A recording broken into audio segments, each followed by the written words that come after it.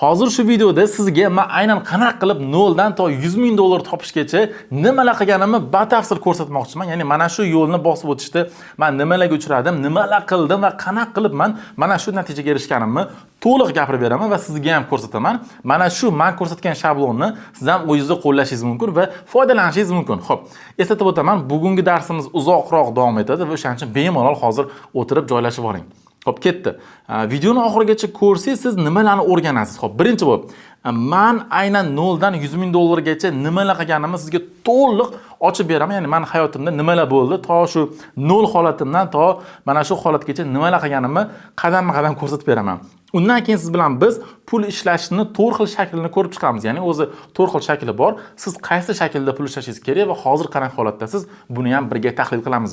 Undan keyin siz bilan qaysi pul ishlash shaklini siz tanlashingiz kerakligi haqida ham gaplashamiz. Undan keyin esa sotish uchun 0 dan produkt tayyorlash bosqichlarini ko'rib chiqamiz. Ya'ni siz ko'p pul topishingiz uchun albatta o'zingizning shaxsiy sotadigan produktingiz bo'lishi kerak. Bu haqida ham gaplashamiz. Undan keyin esa qimmatga sotsa bo'ladigan produkt tayyorlash qoidalarini ko'ramiz. Produkt sotish uchun 2 xil mijozlarning turlarini ko'ramiz. Produktimizni reklama qilish 4 xil yo'llarini ko'ramiz. Ko'proq sotish uchun ko'proq auditoriya yig'ish haqida gaplashamiz. Undan keyin auditoriyaning 3 xil turlari va ular bilan qanaqa ishlash kerakligi haqida va mijozga produkt sotishdagi eng muhim qoida va undan tashqari mana ba'zi shogirdlarimning natijalarini ham sizga ko'rsataman va eng qiziqarlisi aynan sizda ham menga shogird bo'lish imkoniyati bor. Bu haqida ham gaplashamiz va undan ham qiziqarlisi video davomida men 1000 dollarlik sovg'ani sizga sovg'a qilmoqchiman. Uning uchun videoni to'liq ko'rishingiz kerak. Har bir daqiqasini o'tkazmasdan batafsil ko'rib chiqing. Va oxirida men sizga uyga vazifa ham beraman. Qani unda boshladik.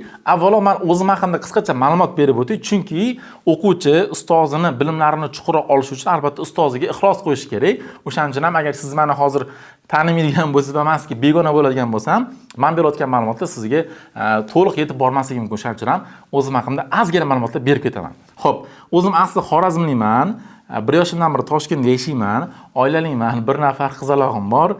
Digital marketing sohasida 6 yildan beri ishlayman. O'zim oliy ma'lumotliman, TATO'ni bitirganman, bakalavrni bitirganman, magistr oxirigacha bitirmaganman, lekin talabalik paytimda yil eng faol talabasi ham bo'lganman va o'sha paytda bosh vazirimizdan va prezidentimizdan sovg'alar olib, ko'plab ko'rsatuvlarda chiqqanman. Undan tashqari Spero MCH agentligim bor va 6 yildan beri mana biz tadbirkorlarga va mutaxassislarga digital marketing xizmatlarini ko'rsatib kelamiz va faoliyatimda 50 ga yaqin mijozlarga xizmat ko'rsatganmiz.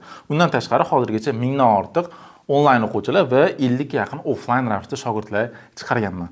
Bu meni Instagram sahifam, mabodoga menga obuna bo'lib qo'yishingiz mumkin. Ba'zi insonlarda savollar tug'ilishi mumkin, ya'ni pul haqida gapirayotgan ekan, o'zida qanaqa rezultatlar bo'lgan ekan deb ichidan o'tishi mumkin. O'shaning uchun ham bu narsani men maqtanish emas, balki mana shu savollarga o'rin qolmasligi uchun ko'rsatmoqchiman. Xo'p, bu soha menga nimalar berdi deydigan bo'lsak, xo'p, birinchi o'rinda men erkin grafikda ishlashni boshladim. Ya'ni oldin o'zi shu narsani orzu qilardim. Erkin, ya'ni mustaqil ravishda ishlashni boshladim. Undan tashqari menga bu soha moliyaviy erkinlik berdi. Undan tashqari mana ota-onamni har yili chet elga sayohatga yuboradigan bo'ldim. Undan tashqari mana shu o'zim orzu qilgan mashinalarni haydadim. O'zim ham chet elga sayohat qildim. Soham tufayli millioner, katta insonlar bilan networking qilib, ular bilan ishlashni boshladim, hamkorlik qilib va undan tashqari o'zim ham shaxsiy biznes qildim va mana bu narsani hali hech kimga aytmagandim. Umid qilamanki, bu videoni men uyimdagilar ko'rmaydi. Yaqinda Toshkent shahridan ham xonadonlar sotib oldim. Uydagilar ko'rmasligini umid qilib qolaman, chunki ularga hali aytmadim va bu narsani surpriz qilmoqchiman o'shaning uchun ham. Bundan tashqari men ko'plab shogirdlar yetishtirdim. Bular ba'zi bir men erishgan yutuqchalarim. Xo'p, endi keling mana asosiy mavzuga qaytamiz. Men 0 dan 100 ming dollargacha nimalar qildim? Siz o'ylashingiz mumkin, balki buni otasi boy bo'lishi mumkin yoki yaqinlari boy bo'lishi mumkin. Unaqa emas. Men sizga bitta narsani aytaman. Bolaligimda maktab payti kam ta'minlangan bolalarning ro'yxatida turganman. Bu narsa men esimda, o'sha kam ta'minlangan bolalarning kiyimlarini, etiklarini, kurtkalarini kiyganim esimda. Va mana hozirgi holatda mana shu holatdamiz, Allohga shukr. Xo'p, endi keling mana o'zi hammasi qanaqa boshlangan edi deb boshiga qaytadigan bo'lsa, o'zi nima bo'ldi o'zi? O'zi hammasi ingliz tili sababli boshlangan, nimalar qilingan? Men o'zi aslida endi ba'zi meni taniydiganlar biladi. Avval universitetda paytim meni soham dasturlash bo'lgan. Men dasturlash yo'nalishida 4 yil o'qiganman, bu sohada ishlaganman. Oxirgi marta ishlagan joyimda 3 million so'm oylikka universitetdan tashqari paytda ishlab yurardim. Darsdan keyin. Nima bo'ldi? Meni rejalarim bor edi. universitetni bitirgandan keyin magistraturaga Amerikaga ketishdi va Amerikada dasturlash bo'yicha ishlashdi. Lekin ingliz tilini bilmasdim o'sha payti. Amerikaga ketish uchun nima qilish kerak? IELTS olish kerak edi. Va IELTS ga tayyorgarlik ko'rish uchun men IELTS o'quv markaziga borishni boshladim. Bu o'quv markazi ko'pchilik bilsa kerak. Shunaqa qilib ishimni to'xtatdim-da vaqtinchalik va darsdan tashqari paytlar o'quv markaziga borib ingliz tili o'rganishni boshladim. O'sha paytda menda mana shu ya'ni bo'sh vaqtim borligi uchun ham SMM sohasini oz-moz o'rganib yurardim. YouTubedan ko'rib, ba'zi kitoblarni o'qib yurardim. O'zi nima o'zi, marketing o'zi nima, digital marketing o'zi nima qilinadi, o'rganib yurardim. Bir kuni koridorda men Begzod Mirahmedovni ko'rib qoldim. Bu insonni ko'pchilik tanisa kerak. O'zbekistonda birinchi IELTS 9 ball olgan inson va IELTS ning asoschisi. Ko'rib qoldim va bu insonga men taklif berdim. Begzodga, men Farruxman, shu o'quv markazida o'qiyapman. Hozir bo'sh vaqtim juda ham ko'p. Keling, men mana shu IELTS zonni YouTube'larini, Instagram'larini, Telegram'larini hammasini o'zim yuritay. Digital marketingni o'zim qilib ko'ray. Hali ishlamaganman hech qayerda, o'pitim yo'q. Tajriba qilib ko'ray deb aytdim. Menga umuman pul kerak emas, prosta hobbi sifatida qilmoqchiman deb taklif berdim va Begzodga bu narsa ma'qul bo'ldi. Mayli bemalol qilib deb menga imkoniyat berdilar va kursimni tekin qilib berdilar. Bu men uchun o'sha paytdagi juda ham katta yordam bo'lgan, chunki boshqa menda daromad yo'q edi. Faqatgina stipendiyam bor edi va IELTS o'quv markazini u ham rasxod etdi, kurs tekin bo'ldi menga. Juda ham yoqdi bu narsa. Keyin men mana shu IELTS o'quv markazida, mana o'quv markazi tekinga SMM bo'yicha ishlashni boshladim va eng quvonarli tomoni qisqa muddatda bizda juda ham zo'r rezultatlar bo'lishni boshladi. O'sha paytlar esimda 2020-yilda o'quv markazida 400 ga yaqin o'quvchi bor edi va biz YouTube'ni yuritishni boshladik, Instagram'ni yuritishni boshladik, Telegram'ni ham yuritdik. O'quvchilar ko'payishni boshladi, mediada anchagina mashhur bo'ldi. Ko'plab videolarimiz 100 ming prosmotr, 500 ming prosmotr bo'lib ketib qoldi. Juda ham tez ko'tarildi. Juda ko'p obunachilar yig'ildi o'sha paytda va bu narsa o'quv markazi sotuviga ham yordam berdi. Keyin qisqa muddatdagi rezultatlarimni ko'rgandan keyin Begzod menga oylik berishni boshladi. Birinchi o'sha paytda menga yangi iPhone olib berdilar. Adashmasam birinchi oyligim shu $600 boshlandi. $600 bo'ldi, keyin $1000, $1,500 to $2000gacha ko'tarildi oyligim. Endi qarang, tasavvur qiling. Men dasturlashda 3 million so'm oylik olib yurgan bola yangi sohaga o'tdi, qisqa muddatda $1,500-$2,000gacha oyligi ko'tarildi. Hayotim butunlay o'zgarib ketdi o'sha paytda o'zida. Undan keyin men orada shu 6-7 oy shunaqa ishlab yurdim. IELTS imtihonini topshirdim, 7 ham oldim, chunki maqsadim Amerikaga ketish edi. Keyin nima bo'ldi? Shunaqa qilib orada men o'shani universitetni ham bitirdim va davlat ishida ham menga takliflar bo'lishni boshladi va ozgina ishlab ko'rdim. Keyin nima bo'ldi? O'sha paytda men ikkilanib qoldim. To'xta, mana bu soha menga zo'r soha ekan, meni xarakterimga mos ekan, qiziqarli soha ekan, hobbi sifatida qilib yurdim, menga yoqib qoldi. Dasturlashda oyligim ham kam edi, ham u soha esimdan chiqib ketdi menga. Men yangi soha menga yoqdi deb mana shu sohada ketishga men qaror qildim xullas. Uydagilarga borib aytdim, menga imkoniyat beringlar, 1 yil, 2 yilcha men mana shu soha bilan shug'ullanib ko'ray. Agar yoqmasa yoki muvaffaqiyatga erishmasam, yana qaytib kelaman, mayli. Davlatchida ishlayman deb ulardan imkoniyat so'radim. Mayli deb aytishdi, uydagilar ham bemalol qilib ko'r deydi. O'shandan keyin men jiddiy kirishni boshladim. O'zimga birinchi ofisimni oldim shu xizmat ko'rsatish uchun. Kichkina shu jamoa yig'ib, birinchi ofis oldim, mana shu rasmdagi ofisni oldim. Va o'sha orada o'zi ishlarim yaxshi bo'lib ketib qoldi, mijozlarim ko'paydi. Ya'ni o'sha bitta o'quv markaziga ko'rsatgan xizmatimni men endi ko'pchilikka ko'rsatishni boshladim. Ya'ni o'sha mutaxassislarga, har xil soha egalariga, ularni shaxsiy brendlarini qilishni boshladim, ularni SMMlarni qilishni boshladim-da, ko'pchilikka ko'rsatishni boshladim. Qisqa muddatda men o'zimga deyarli yangi holatdagi Spark sotib oldim. Eng katta muvaffaqiyatlarning bittasi o'sha paytdagi. Undan keyin mana shu jamoamiz bilan shu ko'pchilikka xizmat ko'rsatishni boshladik. Hattoki esimda bitta paytda o'zida 15-20 talab insonlar bilan ishlagandim o'sha paytlari. Undan keyin men orada shu jamoamni kengaytirdim, shogirdlarni yig'dim va ko'proq insonlarga qimmatroq narxda xizmat ko'rsatishni boshladik. Va mana shunaqa qilib hammasi shundan boshlandi va shunaqaroq tartibda davom etyapti. Ya'ni hammasi mana shunaqa qilib menda boshlangandi va aynan mana shu paytda men ko'pchilikka xizmatimni sotish boshlagandan keyin o'ylab qolganman, to'xta, bu narsani men ko'pchilikka sotsam, ko'p pul topsam bo'lar ekan deb o'ylab qolganman va meni hayotim o'zgarib ketdi. Mana shu paytda boshlangan edi. Xo'p, endi keling siz bilan pul ishlashni 4 xil yo'li haqida gaplashamiz. Xo'p, o'zi aslida butun dunyodagi har bir inson mana shu 4 xil shakldan bittasida pul ishlaydi. Hattoki siz ham, men ham, hamma. Faqat siz qaysi bittasida bo'lishingiz mumkin va men boshqasida bo'lishim mumkin. Xo'p, birinchi shaklini siz bilan ko'ramiz. Birinchi shakli bu oddiy ishchi, xodim bo'lib ishlash, ya'ni biron bir korxonada, tashkilotda, kompaniyada siz oddiy ishchisiz. Shu 9 dan 6 gacha xodim bo'lib ishlaysiz. Bunaqa holatda sizda ish bor. Endi ikkinchi turdagi pul ishlash yo'li bor. Bu self-employed, ya'ni siz o'zingizga o'zi ishlovchi ishchisiz. Ya'ni bu yerda siz biron bir korxonaning ichida emasdek, o'ziga o'zi xizmat ko'rsatuvchi mustaqil ishchisiz. Masalan, bunaqa insonlar ham juda ham ko'p. Deylik, qanaqadir grafik dizaynerlar bo'lishi mumkin, montajyorlar bo'lishi, ular masofadan ishlaydi. Har bitta qilib bergan ishiga pul oladi. Ular qanaqadir korxona ichida bo'lmaydi, masalan. Bunaqa insonlar ham bor. Ya'ni bunaqa holatda siz o'zingizning ishingizga egalik qilasiz. Bu ikkinchi holat bu. Endi bizda uchinchi holat bor. Ya'ni bu biznesmen, biznes egasi bo'lish. Ya'ni sizda uje tizim bor. Siz mana shu tizimingiz borligi uchun siz pul topishni boshlaysiz. Va to'rtinchisi bu investor, sarmoyador, ya'ni siz investitsiyaga egalik qilasiz. Mana shu investitsiyaga egalik qilganingiz uchun ham pul topishni boshlaysiz. Xo'p, siz hozirgi holatda qaysi biridasiz? O'zingiz holatingizda tahlil qiling. Masalan, siz bo'lishingiz mumkin, hozirgi holatda ishchi bo'lishingiz mumkin, ya'ni sizda ish bor faqatgina. Masalan, men qanaqa holatda bo'lganman? O'sha payt men ham boshida birinchi bosqichdan men ham boshlaganman, ya'ni boshida menda oddiy shu o'quv markazida ishim bor edi. Keyin o'ylaganman, mana shu xizmatni ko'pchilikka ko'rsatishim mumkin deganman-da, ikkinchiga o'tganman. Ya'ni menda o'zim ishim bor edi va bu narsani men ko'pchilikka sotishni boshlaganman. Undan keyin men nima qilganman? O'zim sekin o'zimga jamoa yig'ib, agentlik qilib, mana shu jamoamizda kichkina tizim yaratib, shogirdlarni yig'ib, men biznes egasi sifatida ishlashni boshlaganman. Va mana hozirgi holatda sekin investorlikka ham sekin o'tishni boshlayapman. Va sizda ham mana shunaqa tartibda bu narsa ketishi mumkin. Dunyodagi eng katta pul topadiganlar ko'pchiligi mana shu 4-dan ko'p pul topadi. Ya'ni bitta o'zingiz bo'lgan bo'lsa, siz biznes qilishingiz shart emas. Qanaqa qilib bitta o'zingiz ham ko'p pul topishingiz mumkinligi haqida batafsil gaplashamiz. Xo'p, demak biz aniqladik. Hozir siz bilan ikkinchi bosqichda ko'proq pul topish haqida gaplashamiz. Xo'p, qaysi pul ishlash shaklini tanlash kerak va qaysi biri sizga mos? Endi masalan qarang, ba'zi bir insonlarga qanaqadir korxona ichida ishlash yoqishi mumkin-da. Ba'zi bir insonlarga mustaqil ishlash masalan yoqadi.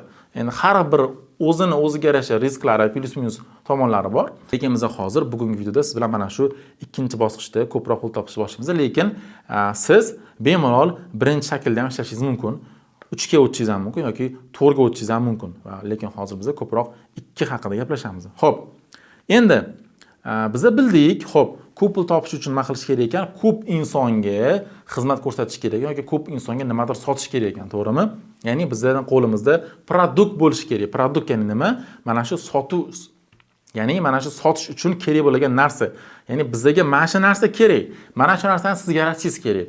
O'zi aslida dunyodagi har bir insonni sotadigan produkti bo'lishi kerak. Masalan, siz menga nimadir sotishingiz kerak, men do'stimga nimadir sotishim kerak, do'stimdan siz nimadir sotib olishingiz kerak. Mana shunda hammamiz ko'p pul topishimiz mumkin. Lekin agar sizda produkt bo'lmaydigan bo'lsa, faqatgina vaqtingizni qanaqadir korxonada sotadigan bo'lsangiz, ko'p pul topishingiz qiyin bo'ladi. O'shaning uchun birinchi qadam nima? Ko'p pul topish uchun sotadigan produkt tayyorlash kerak bo'ladi. Xo'p, bu produktimizda bizda masalan bo'lishi mumkin jismoniy mahsulot, ya'ni qanaqadir masalan-da, stakan, masalan, qanaqadir suv bo'lishi mumkin, qanaqadir bulishka bo'lishi mumkin, masalan, yoki bu bo'lishi mumkin qanaqadir raqamli onlayn digital mahsulot, ya'ni qanaqadir elektron kitobcha, elektron masalan qanaqadir kurs bo'lishi mumkin, onlayn kurs bo'lishi mumkin, masalan-da. Va yana uchinchi shakli bu bo'lishi mumkin, qanaqadir xizmat bo'lishi mumkin.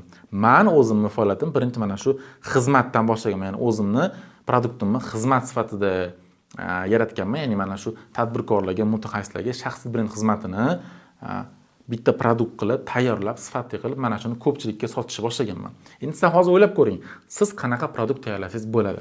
Xo'p, endi keling. Produkt tayyorlayotganda qanaqa qilib bizni qimmatga sotsa bo'ladigan produkt tayyorlasak bo'ladi. Buni ham o'zini qoidalari bor. Xo'p, birinchisi, shunaqangi muammoga siz yechim topingki, sizning produktingiz yechim bo'lsinki, u pul yo'qotishga olib keladigan muammo bo'lsin. Ya'ni mana shu muammoni yechmasangiz, u mijozingiz ko'p pul yo'qotsin. Ikkinchisi, vaqt yo'qotishga olib keladigan muammo bo'lsin. Ya'ni sizning mijozingiz sizni produktingizni sotib olmasa, ko'p vaqt ketib qolsin. Va uchinchisi, statusga zarar beradigan muammoni yeching. Va men shaxsan o'zim 3tasiga javob beradigan produkt tayyorladim. Ya'ni puli ko'p insonlarning shaxsiy brendini qurish xizmatini. Hozirda xizmatim $10,000 dan boshlanadi. Xo'p, yana bitta sizga zo'r tavsiya, asosan boylarning muammosini yechishga harakat qiling.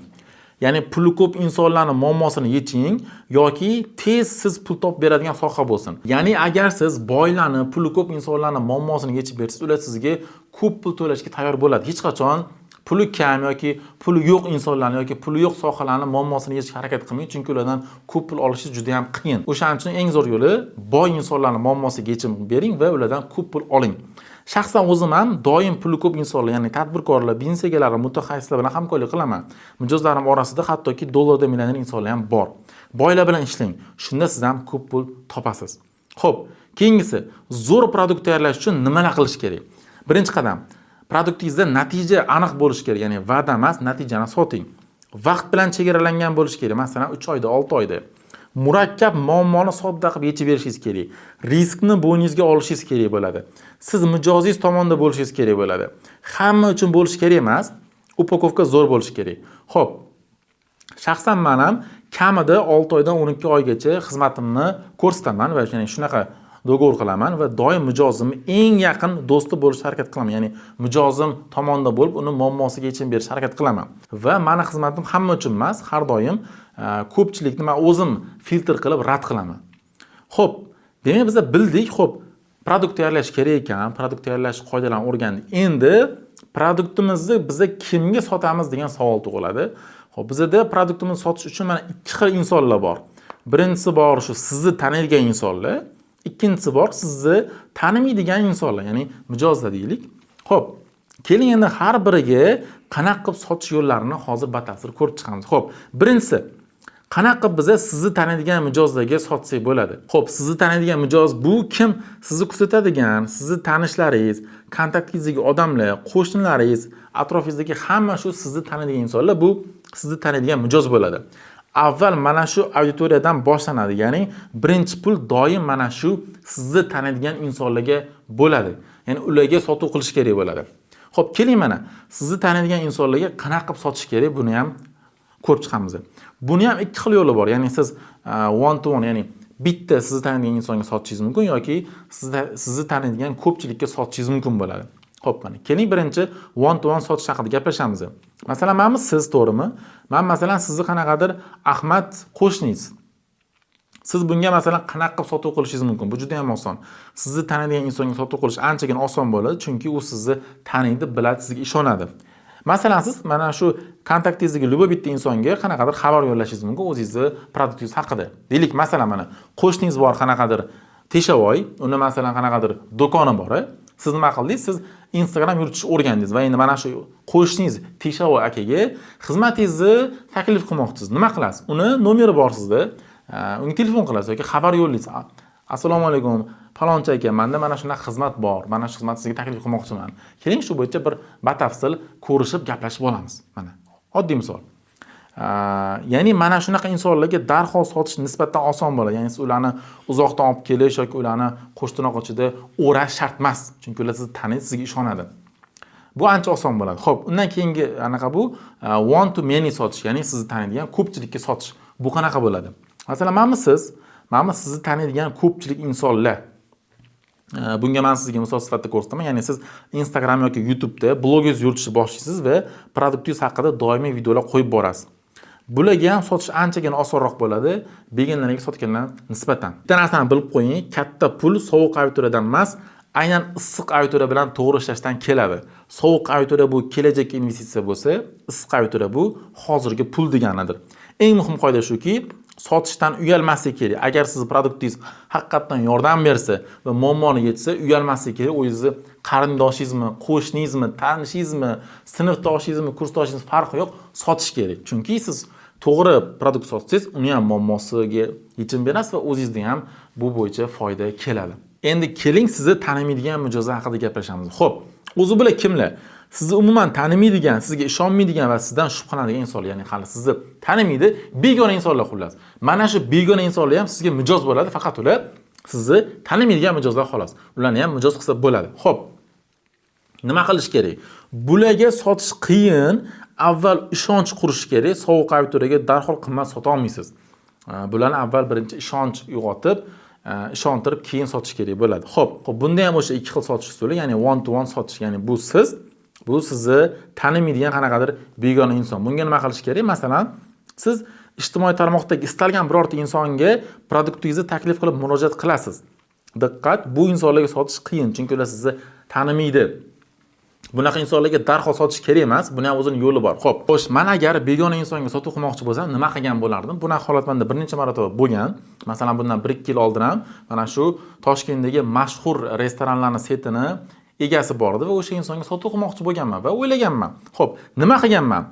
Birinchi u insonni men biroz muddat kuzatib, reaksiyalar bildirib yurganman. Ya'ni shu Instagramda postlarga like'lar bosib, storieslarga like bosib, reaksiyalar bildirib, bayramlarda tabriklab yurganman. Ya'ni bu bilan men o'zim u insonga befarq emasligimni bildirib turganman.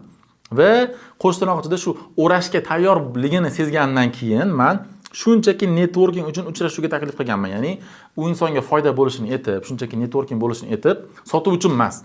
Va men uni uchrashuvga taklif qilganman va 1-2 marta uchrashganman. O'shandan keyin men xizmatim haqida ma'lumot berganman. Ya'ni menda mana shunaqa xizmatim bor, xohlasangiz yordam beraman sizga deb turib keyin taklif berganman. Hech qachon begona insonga birdan sotuv qilmang. Eng birinchi qoida, u inson avval ishonchiga kiring, u bilan avval yaqin bo'ling, ya'ni tanimaydigan insondan taniydigan mijozga aylantirib, keyin sotuv qilsangiz bo'ladi. Xo'p, endi bizda ikkinchi yo'limiz bor, ya'ni o'sha one to one emas, ya'ni one to many, ya'ni sizni tanimaydigan ko'pchilikka sotuv. Bu qanaqa qilinadi? Bu orqali masalan bizda eng zo'r yo'li bor, bu hozir ijtimoiy tarmoqlarda reklama funksiyalari bor. Masalan, Instagramda ham target funksiyasi bor, ya'ni target orqali o'zingizga kerakli bo'ladigan, o'zingiz xohlagan ko'p insonlarga sotuv qilsangiz bo'ladi. Masalan, shu Instagramdagi pullik target funksiyasi. Ularga ham lekin darhol sotish qiyin. Ularga tezroq sotish instrumentlaridan eng zo'r yo'llardan bittasi bu lead magnet ishlatishdir. Xo'p, endi masalan siz aytishingiz mumkin, lead magnet qanaqa deyishingiz mumkin. Keling bunga men misol keltirib ketaman. Ya'ni sizni tanimaydigan ko'pchilik insonga qanaqa qilib sotuvni tezroq qilsa bo'ladi. Xo'p, qarang, mana bu bizning asosiy o'zimizni sotiladigan produktimiz va biz nima qilamiz? Mana shu produktimizdan qanaqadir namuna qilamizda, bepulga. Masalan, bo'lishi mumkin, deylik mana sizni asosiy produktingiz non bo'lsa, masalan biz bepulga kichkinagina bulchka qilamiz. Mana shu kichkinagina bulchkamiz bizning lead magnetimiz bo'ladi. Ya'ni bu kichik namuna bepul bo'ladi.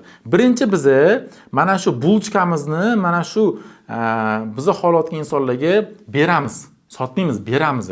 Ularga agar bulchkamiz yoqsa, keyin biz asosiy produktimizni keyin taklif qilamiz. Ya'ni birinchi o'zimiz asosiy produktimiz emasda, balki birinchi lead magnetni beramiz, yoqqandan keyin buni taklif qilamiz. Ya'ni lead magnet bu nima deydigan bo'lsangiz, bu biror bir qiymatli va bepul narsa berish evaziga potensial mijozni kontaktini olish. Bu juda ham zo'r instrument. Istalgan sohada lead magnet qilsa bo'ladi va lead magnet qilish kerak. Masalan, shu oddiy misol, agar siz novvoy bo'lsangiz, masalan, birinchi deylik noningizni sotishdan avval o'sha yerdagi mana o'tib ketayotgan insonlarga kichkina bulchkani bepulga berib, bulchkani yeb ko'rgandan keyin nonni ham taklif qilsangiz, ularga ha deb turib, ular o'zini qarzdor his qilib va mazasini ko'rgandan keyin noningizni sotib olish ehtimoli katta bo'ladi. Xo'p, yana o'sha produktdan kichkina namuna bepulga bu lead magnet bo'ladi va undan keyingi sotiladigan narsangiz bu asosiy produktimiz bo'ladi. Xo'p, o'rtoqlar, mana biz produkt tayyorlash o'rgandik. Kimlarga sotish mumkinligini o'rgandik, qanaqa sotishni ham o'rgandik va endi ko'proq sotish uchun nima qilish kerak degan bo'lsak, xo'p, ko'proq va katta masshtabda sotish uchun sizni taniydigan insonlarni ko'paytirish kerak bo'ladi. Ya'ni sizni taniydigan insonlar qancha ko'p bo'lsa, bu degani qancha katta pul degani. Xo'p, buning uchun nima qilish kerak? Ijtimoiy tarmoqda auditoriya yig'ish kerak bo'ladi. Xo'p, endi ijtimoiy tarmoqdagi auditoriyaning ham 3 xil turlari bor. Qaysilar bo'ladi degan bo'lsangiz, xo'p, sizga tegishli auditoriya bor, ya'ni sizni hozirgi o'zingizni auditoriya, sizni Instagramingizdagi, Telegramingizdagi va YouTube'ingizdagi o'zingizni obunachilaringiz. Bular sizga tegishli auditoriya. Ikkinchisi, siz nazorat qila oladigan auditoriya, ya'ni pul orqali reklama qilish mumkin. Ya'ni siz qanaqadir target yoqib, ularga bemalol aloqaga chiqsangiz bo'ladi, ya'ni siz ularni nazorat qila olasiz. Uchinchi auditoriya bu siz nazorat qila olmaydigan auditoriya, ya'ni bular boshqa bir shaxsiy brendi bor bo'lgan insonning blogidagi auditoriyasi. Mana shu 3 xil auditoriya bizda bor. Xo'p, endi mana shu har bir auditoriya bilan biz qanaqa qilib ishlaymiz? Keling endi har bittasini ko'rib chiqamiz. Xo'p, birinchisi, sizga tegishli auditoriya bilan biz qanaqa ishlashimiz kerak bo'ladi? Xo'p, Ular bilan qanaqa ishlash kerak? Xo'p, birinchi bo'lib turib, bu insonlarga to'g'ridan to'g'ri sotuv qilsak bo'ladi. Ya'ni ular sizni taniydi, biladi, 1 yil, 2 yildan beri sizni ko'rib yuribdi. Nima qilish kerak? Ularga to'g'ridan to'g'ri sotuv qilish kerak, ularga qimmat mahsulotlarni bemalol taklif qilsa bo'ladi. Va ya'ni bundan maqsad tez va stabil ravishda bulardan pul ishlash. Ya'ni sizga tegishli auditoriyadan maqsad tez va stabil ravishda pul ishlash. Xo'p, endi ikkinchi auditoriya, ya'ni siz nazorat qila oladigan, ya'ni pul bilan reklama orqali boshqariladigan auditoriya bilan qanaqa ishlash kerak?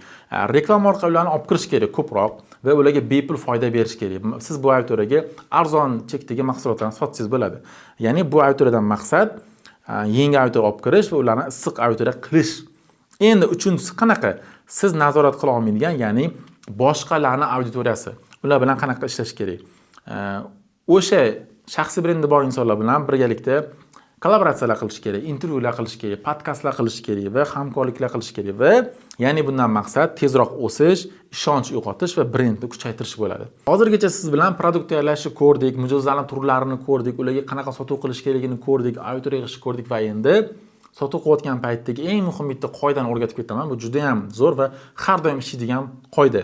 Ya'ni ushbu 4 ta narsaga aniq javob topsangiz, muvaffaqiyatli sotuv bo'ladi. Ya'ni o'zingiz shu produktingizni sotayotgan paytda. Xo'p, birinchisi, mijozingiz aniq nimani xohlaydi? U uchun eng zo'r natija nima? Raqamlarda. Deylik, masalan, siz digital marketologsiz, masalan, yoki qanaqadir siz SMM mutaxassissizda, mijozingiz bilan siz natijani kelishyapsiz. Masalan, nima?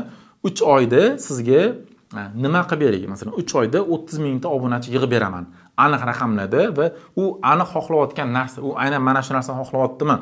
Endi ikkinchisi, men ham bu natijaga erisha olamanmi? Keyslar, odzivlar, hokazo. Ya'ni u insonni ishonchini uyg'otish kerak. Masalan, bo'lishi mumkin, aynan mana shu insondagi sohadagi insonni siz ishlagansiz, ulardan zo'r odzivlar olgansiz, ularning odzivlari bor, ular sizni maqtayapti. Aynan xuddi uni sohasidagi sohada siz rezultat qilib bergansiz, shu narsani ko'rsatasiz. Xo'p, endi keyingisi, mijoz qancha vaqtda natijaga erishadi? Siz unga aniqini aytishingiz kerak. 3 oydan, 6 oydan, 1 yildan, ya'ni vaqt bilan aniqlangan bo'lishi kerak. Va to'rtinchisi, mijoz natija uchun qanday qiyinchiliklarga chidashi kerak bo'ladi. Masalan, deylik, sizni xizmatingizni olgandan keyin u nimalarga tayyor turish kerak. Masalan, bo'lishi mumkin, mana siz aytishingiz mumkin deb, sizdan ko'p narsa ketmaydi. Haftasiga 2 soatgina vaqtingiz ketadi, bo'ldi. Yoki haftasiga 4 soat vaqtingiz ketadi. Masalan, mana shu joyda eng zo'r qoidasi bor. Mana bu boshidagi ikkitasini imkon qadar oshirish kerak-da. Mana oxiridagi ikkitasini imkon qadar kamaytirish kerak. Masalan, qanaqa? Deylik, siz SMM mutaxassissizda, birinchisi 3 oyda 30 mingta obunachiga kelishuv qildik masalan. Mana bu natijaga erisha olamanmi? Da, albatta. Xuddi sizdagi mijoz bilan men ishlaganman, mana rezultati. Xo'p, mijoz qancha vaqtda natijaga erishadi? 3 oyda biz xudo xolasa mana shu rezultatga erishamiz.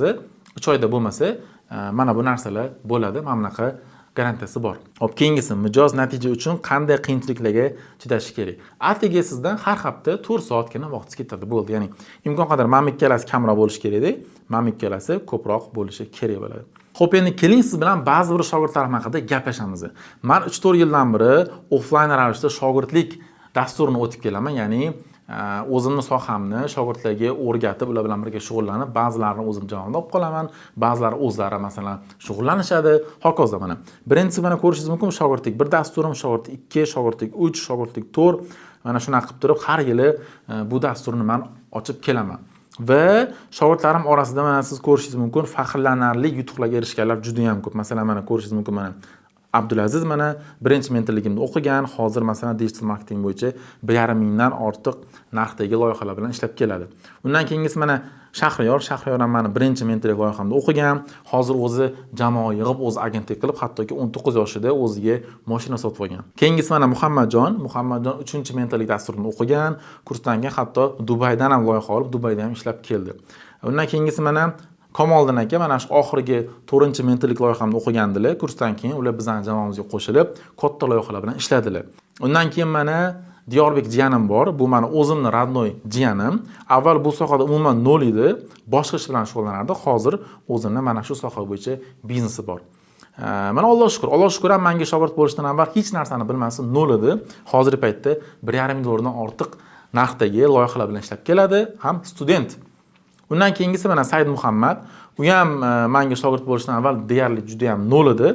Hozir o'zini jamoasi bor, o'zini agentligi bor va 1,5-2 ming dollar narxdagi loyihalar bilan ishlab keladi. Ko'plab mana shunaqa loyihalar oladi. Va yana bittasi mana Javohir Mirzo ham 15 yoshda menga shogird bo'lgan va hozir ham ko'plab loyihalar bilan ishlab keladi. Va xullas menda mana shu kabi shogirdlarim juda ham ko'p, 50 ga yaqin bularning har bittasini men hozir eslab o'tira olmayman, lekin juda ham ko'p. Aynan endi sizda ham menga shogird bo'lish imkoniyatingiz bor.